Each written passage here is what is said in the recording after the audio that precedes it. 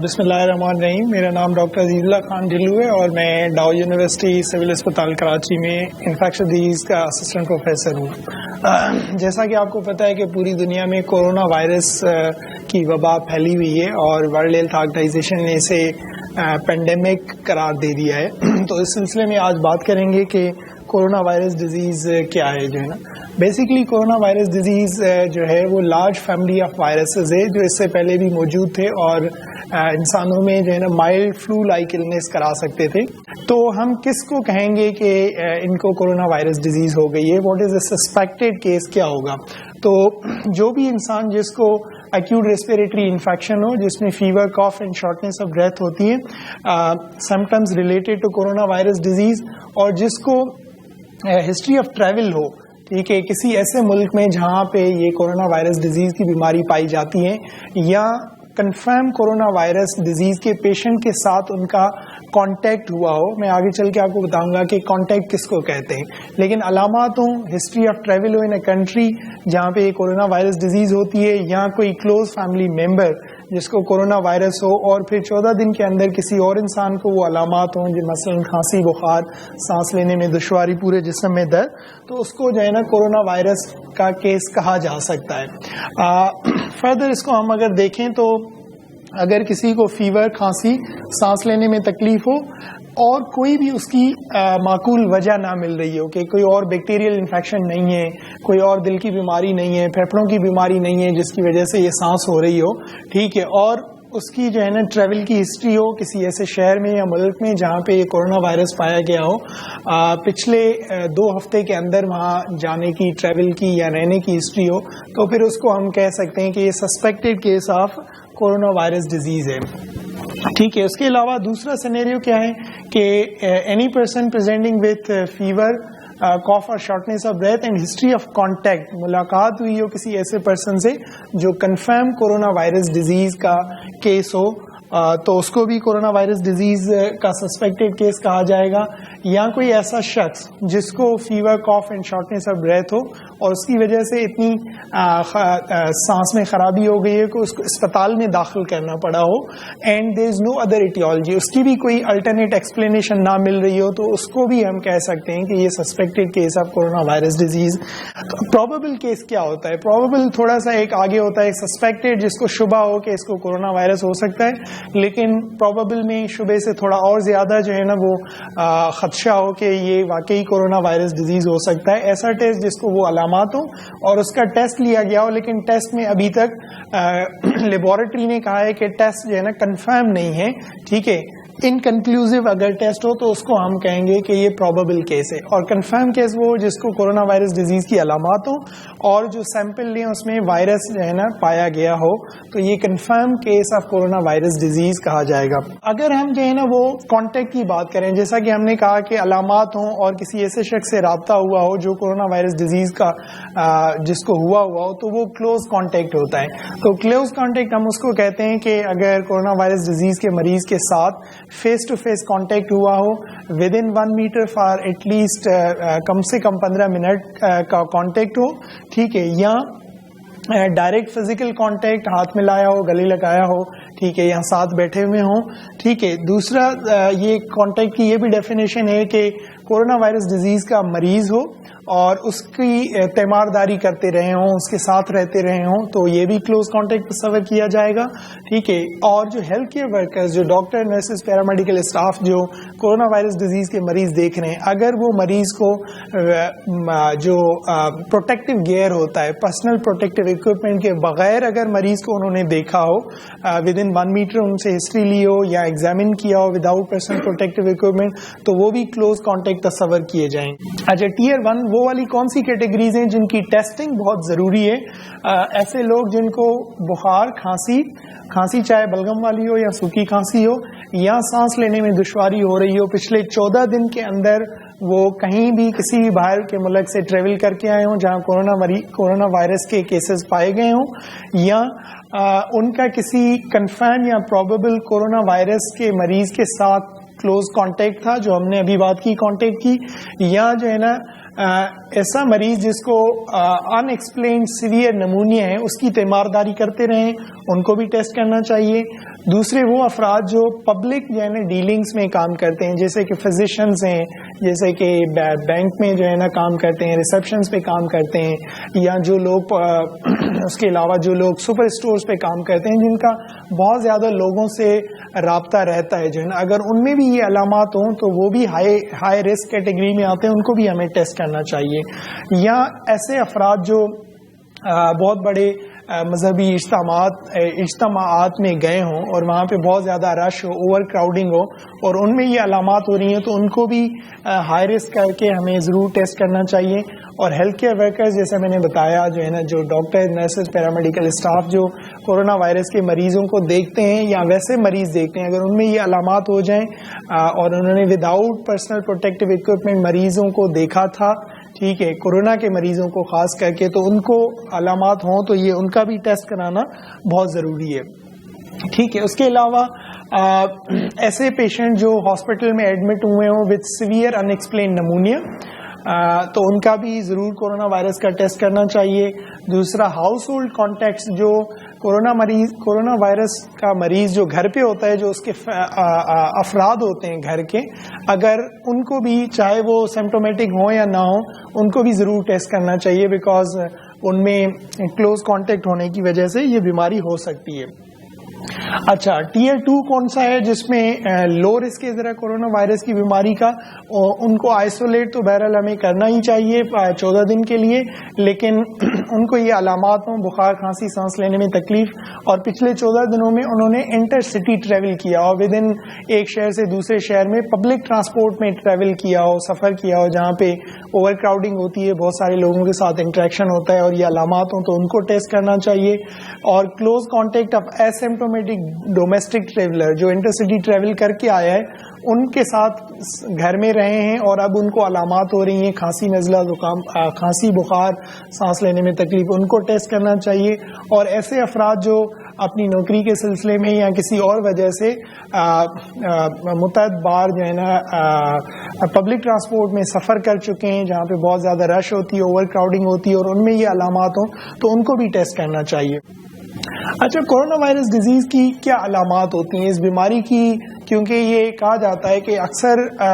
80 to 90% لوگوں میں یہ معمولی بیماری ہوتی ہے اور لوگ ریکور ہو جاتے ہیں، لیکن ایٹ لیسٹ 14 to 20% لوگوں میں یہ شدید بیماری ہو سکتی ہے، اور سانس کی شدید تکلیف کرانے کی وجہ سے سانس لینے میں دقت ہوتی ہے اور انسان کا ریسپریٹری فیلئر ہو جاتا ہے اور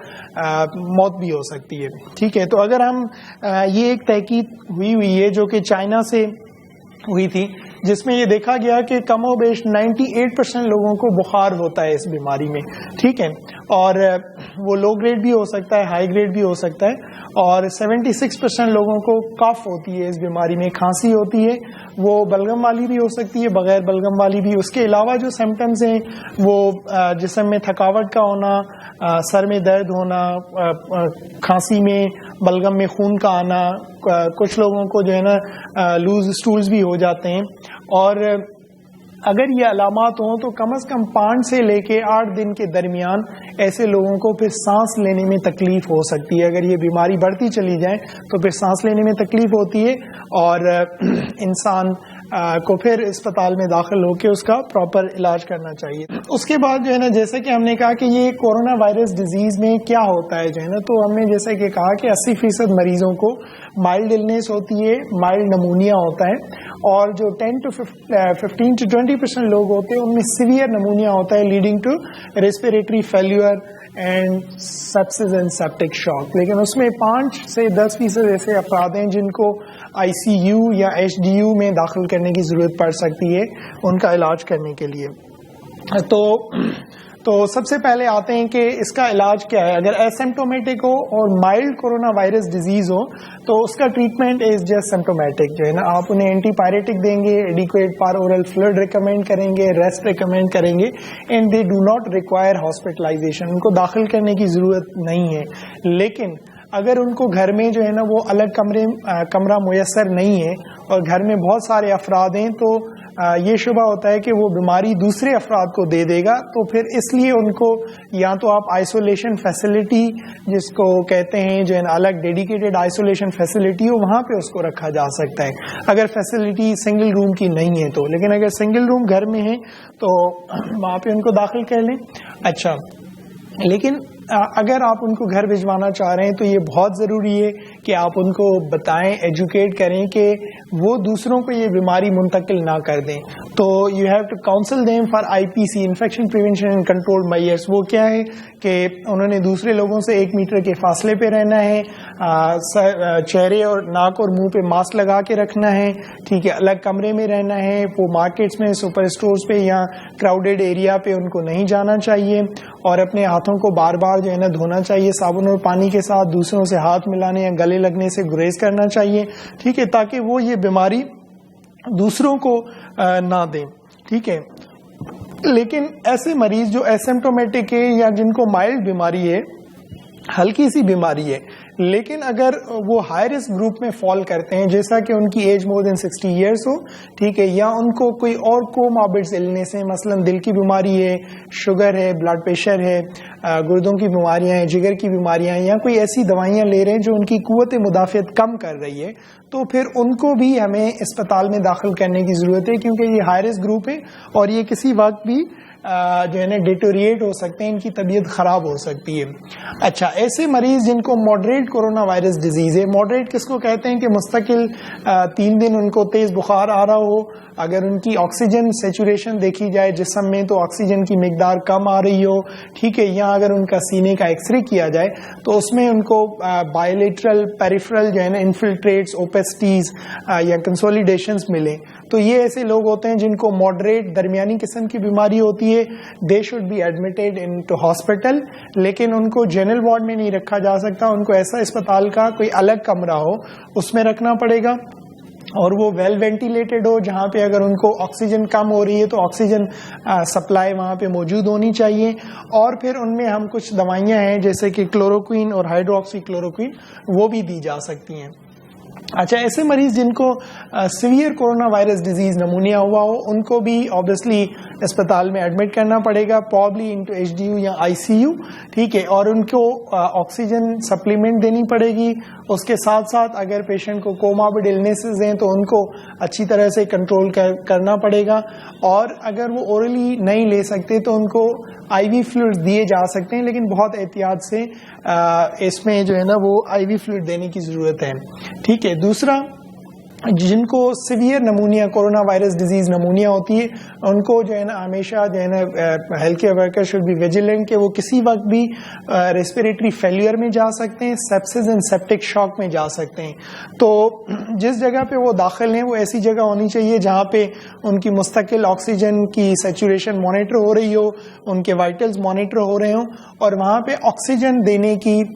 سہولت موجود ہو، بیکاز اس بیماری میں کوئی اور خاص نہیں، آکسیجن جو ہے نا وہ لائف سیونگ ہے. اس بیماری کا علاج کرنے کا یہ ایک بہت اچھا علاج ہے، آکسیجن دینا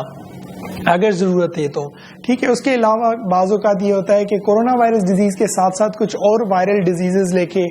لائک انفلوئنزا وائرس بھی کنکمیٹنٹ انفیکشن کرا سکتا ہے، کچھ بیکٹیریل انفیکشنز ہو سکتے ہیں ساتھ میں. ان کو اگر اس کا شبہ ہے تو ایمپیریکلی ہمیں اینٹی بایوٹک دینی چاہیے تاکہ وہ انفیکشنز کور ہو سکیں. اگر انفلوئنزا کا شبہ ہے تو اس کی جو ٹریٹمنٹ ہوتی ہے اوسلٹامیور وہ بھی دی جا سکتی ہے. تو how to manage the critically ill patients due to corona virus disease leading to ARDS. اگر ایسے مریض ہوں تو ان کو امیڈیٹلی نمبر 1 آپ ریکگنائز کریں کہ these are going into ARDS, ٹھیک ہے. Provide them supplemental oxygen, and if they are not maintaining oxygen with face mask یا نیزل پرونس تو ان کو we need to intubate them. Intubate کر کے میکینیکل وینٹیلیشن جو وینٹیلیٹر ہوتا ہے اس کے ذریعے ان کی سانس کو ہمیں سپورٹ کرنا پڑے گا. لیکن اس میں 2-3 باتیں ہیں کہ جو ٹائیڈل والیوم ہوتا ہے وینٹیلیٹر کی سیٹنگ میں وہ لو رکھنا چاہیے اور لو انسپائریٹری پریشرز رکھنے چاہیے, ٹھیک ہے. اور اس کے علاوہ اگر مریض بہتر نہ ہو رہے ہوں تو پرون وینٹیلیشن جو ہے نا بھی دی جا سکتی ہے ایسے مریضوں کے علاج میں. اسپیسیفک ٹریٹمنٹ کیا ہے؟ There is no specific treatment, definitive treatment ابھی تک اس بیماری کا کوئی نہیں ہے، لیکن there are treatments which have shown benefit in clinical studies and still clinical studies are ongoing، ابھی تک چل رہی ہیں، لیکن اس میں کلوروکوئن جو ہے اس کا فائدہ دیکھا گیا ہے، وہ ہم 500 BD for 10 days دے سکتے ہیں، یا hydroxy کلوروکوئن 200 3 times a day for 10 days وہ بھی دی جا سکتی ہے، لیکن یہ خیال رکھنا ہوگا کہ یہ کلوروکوئن، ہائیڈروکسی کلوروکوئن جو دل کی بیماریوں والے لوگ ہوتے ہیں یا جو اور قسم دل کے ریٹ کو کنٹرول کرنے کے لیے اور دوائیاں لے رہے ہیں، اگر اس کے ساتھ دیں گے تو اس کے ایڈورس ایفیکٹس ہو سکتے ہیں، وہ ہمیں ذہن میں رکھنے چاہیے۔ تو اگر ایک مریض جو ہے نا وہ مائلڈ ڈیزیز تھا یا ماڈریٹ تھا یا سیویئر تھا اور وہ ریکور ہو رہا ہے، تو ہمیں اس کو آئسولیشن فیسلٹی سے ڈسکنٹینیو کب کرنی چاہیے آئسولیشن؟ تو آئیڈیلی جو ہے نا ایسے مریض جو ایسمپٹومیٹک ہو گئے ہوں، جن کو علامات ختم ہو گئی ہوں، ایٹ لیسٹ فار 5 days ایسمپٹومیٹک ہوں، ٹھیک ہے، اور بیماری شروع ہونے سے ایٹ لیسٹ 2 weeks گزر چکے ہوں، ٹھیک ہے، تو ان کو ہمیں جو ہے نا دوبارہ نیزوفیرنجل اینڈ تھروٹ سواب کر کے وائرس دیکھنا چاہیے۔ اگر وائرس نہیں ہے پہلے سواب میں تو 24 hours کے بعد دوبارہ یہ ٹیسٹ ریپیٹ کرنا چاہیے۔ اگر وہ بھی نیگیٹو ہے وائرس کے لیے تو پھر وی کین سے کہ this patient person is cured and ان کی آئسولیشن ڈسکنٹینیو ہو سکتی ہے۔ اس کے علاوہ انفیکشن پریونشن اینڈ کنٹرول کا، جیسا ہم نے بتایا کہ اس بیماری کا کوئی بہت کامیاب علاج ابھی تک موجود نہیں ہے، تو infection prevention and control is the only way out to decrease this outbreak or number of cases in the community۔ تو اس میں کیا کیا ہے ہمارے پاس؟ سب سے پہلے جو ہے نا، جیسے ہم نے کہا کہ ہینڈ ہائیجین ہے، کیونکہ یہ بیماری اگر وائرس کسی انوائرمنٹ سرفیس پہ موجود ہے اور وہاں پہ کسی انسان نے ہاتھ لگایا اور اسی ہاتھ سے اپنے ناک، کان اور منہ کو چھوا، تو وائرس جو ہے نا اس ہاتھ کے ذریعے ہماری جسم میں داخل ہو سکتا ہے اور بیماری کرا سکتا ہے۔ تو اس کو بچنے کے لیے ہمیں بار بار ہاتھ دھونے چاہیے صابن اور پانی سے کم از کم 20 سیکنڈ کے لیے، یا الکوہل بیس ہینڈ سینیٹائزر اگر ہو تو وہ استعمال کر کے ہاتھوں کو صاف رکھا جا سکتا ہے۔ اس کے علاوہ جب بھی کھانسی یا چھینک آئے تو اپنے ناک اور منہ کو جو ہے نا کونی کے ساتھ، بازو کے ساتھ کور کریں، ٹھیک ہے، یا اگر ٹیشو پیپر موجود ہو تو ناک اور منہ کو اس سے ڈھانپیں اور وہ بعد میں ڈسٹ بن میں پھینک کے ہاتھ صاف کرنے چاہیے۔ دوسرا، اپنے آنکھ، ناک اور منہ کو چھونے سے گریز کرنا چاہیے۔ چوتھی بات یہ کہ لوگوں سے